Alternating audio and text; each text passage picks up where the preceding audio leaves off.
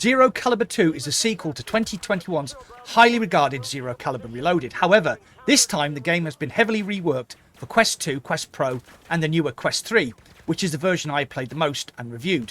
The original was initially criticised for releasing in a very poor state, but the developers Xreal worked really hard to update and improve the gameplay and graphics. They added many features like PvP, zombies, horde mode and mod support as well, till it eventually became a must-have game for co-op and PvP fun. It's been 3 years and finally the sequel has arrived, but is it the complete package or does it still need fine-tuning? Let's find out together, eh? Roll titles and remember, we're born to respawn.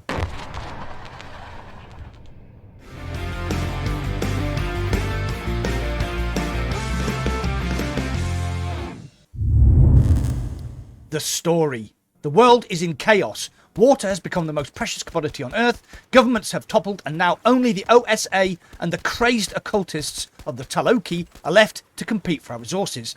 You killed the Talok leader at the end of Reloaded, but the traitor Talia managed to escape.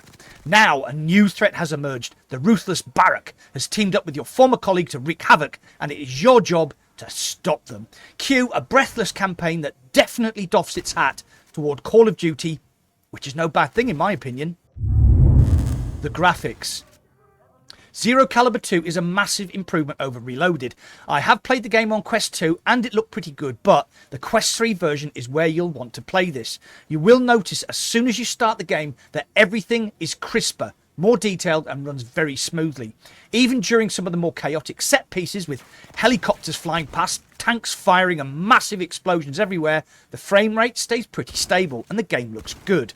I would like to point to the gun models especially. Reloaded's gun models looked a bit muddy and indistinct, but this new game has some of the best gun models I've seen on a standalone release, and there are a lot of guns in Zero Caliber 2.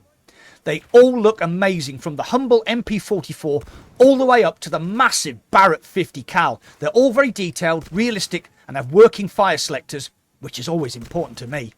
Zero Caliber 2 looks at its best when fighting in cities or wading through Taloki soldiers inside buildings. Some of the exterior levels can look a bit bland. Z-Day springs to mind, or Z-Day, but mostly the levels look good with plenty of detail. The audio. The character dialogue can be a bit throwaway, but it is all clear and well acted. From the conversations of the main protagonists to the sounds of the Talok soldiers pumping themselves up just before you breach their house to take them down. It all adds to the macho atmosphere. The music is very well integrated, building to a crescendo during heart-pounding gunfights and fading into the background during the quieter moments, which are actually few and far between. Gunfights can be a very loud affair with machine guns blazing away, attack helicopters buzzing overhead and grenades exploding at your feet. The guns sound great. They all have a distinct sound of their own, from the familiar ching of the Garand magazine ejecting, the crazy fast fire rate of a crisp Vector SMG and the booming of an RPG as it races towards a tank. The audio is definitely a highlight. The gameplay. All of the above would be for naught if the game didn't play very well, but fear not, the gameplay is slicker than Soul Glow. The most important part of an FPS in VR is the gun mechanics, and the developers Xreal have absolutely nailed this. All the guns feel great and they shoot differently. The gun attachments change the handling of each weapon, from silencers to foregrips to expanded magazines, scopes, red dots, buttstock, skins and lasers. Swapping out attachments is an absolute doddle and can be done on the fly. Plus, all enemy guns can be scavenged for parts and ammo, which is a really nice touch. There is almost too much choice, and each weapon can be individually tailored to suit your playstyle. My preference was an assault rifle with a decent scope, foregrip, laser plus silencer and a shotgun. You know, for those close encounters. I like to keep this for close encounters. The story can be played in single player or co-op with up to 3 buddies, and this is where Zero Caliber 2 really shines. This game is best played together, guns blazing and the banter in full flow.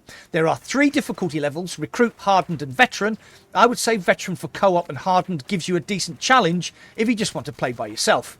When you load the game up, you're dropped into a hub that has various boards to choose from. There is a single player board with all the levels you played unlocked, plus mod campaign, which wasn't available in the beta. The loadout screen is exactly what you'd expect. You can fine tune your guns, skins and attachments with money earned from playing the game. There is a squad board with all the various PvP and co-op modes and maps. Unfortunately, I didn't get to test the PvP due to the limited player base available during beta testing, but Reloaded had a very good PvP mode, and I don't expect X-Real to drop the ball here. Plus, there is mod support on release, so expect a ton of user-made maps and content. Then, there is a massive area at the back of the hub with all the weapons and attachments featured in the game so that you can tinker till your heart's content without spending any of your precious money.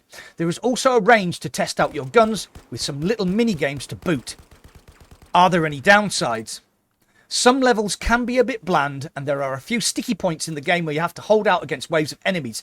But apart from that, there's nothing major. Before we get to my conclusions, please hit the like button. The algorithm loves the likes. Please also consider subscribing and joining my channel membership for exclusive emojis, badges and game key giveaways on my members Discord server. Thanks. The conclusion. Zero Caliber 2 at launch is a giant leap forward for the franchise. It is stuffed to the gills with content, single player, multiplayer, PvP, co-op and mod support at launch. Tie that to the fun gameplay, broad array of well-realised weapons, breathless campaign pace, much improved graphics and excellent audio. Unlike some games that release into early access with missing features and content, Zero Caliber 2 is the complete package. If you enjoyed the original Zero Caliber Reloaded, then this is more of the same with a higher level of spit and polish, and I highly recommend it. Remarkably, the Quest 2 version doesn't look much different to the Quest 3 version, but Quest 3 is the version that I preferred to play. But as always, what do you think? Did you enjoy the original? Are you looking forward to jumping into the story again and mowing down some dastardly Taloki? Or is the idea of a Call of Duty style campaign in VR not your thing? You know the drill. Get involved and comment down below. Well, that's it for today. If you enjoyed this content, please hit the like button. The algorithm loves the likes. Plus, if you enjoyed this content, you could join my channel membership like these lovely people did. You get custom badges, emojis, and an exclusive members-only channel on my Discord.